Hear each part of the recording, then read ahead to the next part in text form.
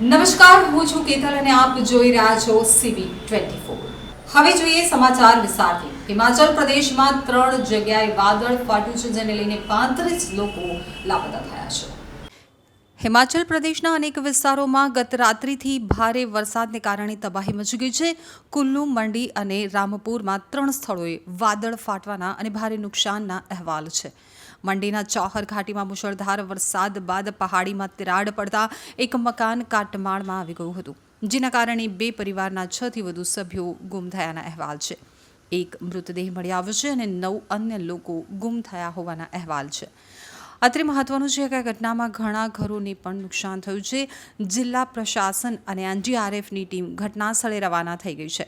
મળતી માહિતી મુજબ દુર્ગમ વિસ્તારને કારણે વહીવટીતંત્ર, પંચાયત પ્રતિનિધિઓ અને તિક્કન સબ તહેસીલના અધિકારીઓનો સંપર્ક કરી શકાતો નથી। મોબાઈલ સેવા બંધ છે। સંદેશા વ્યવહારના માર્ગો પણ સંપૂર્ણપણે બંધ થઈ ગયા છે। તે જ સમયે હિમાચલ પ્રદેશના શિમલા જિલ્લાના રામપુર વિસ્તારના સમેજ ખાડ વિસ્તારમાં વાદળ ફાટવાથી 19 લોકો લાપતા છે। SDRFની ટીમ ઘટના સ્થળે રવાના થઈ ગઈ છે અને શિમલાના ડેપ્યુટી કમિશનર અનુપમ કશ્યપે આ માહિતી આપી છે।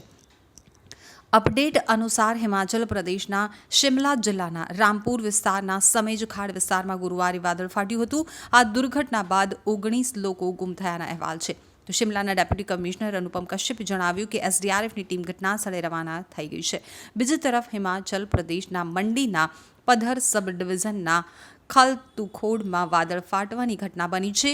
આ અકસ્માતમાં 9 લોકો લાપતા હોવાનું જાણવા મળ્યું છે। તે જ સમયે એક વ્યક્તિનું પણ મૃત્યુ થયું છે, જેનો મૃતદેહ મળી આવ્યો છે।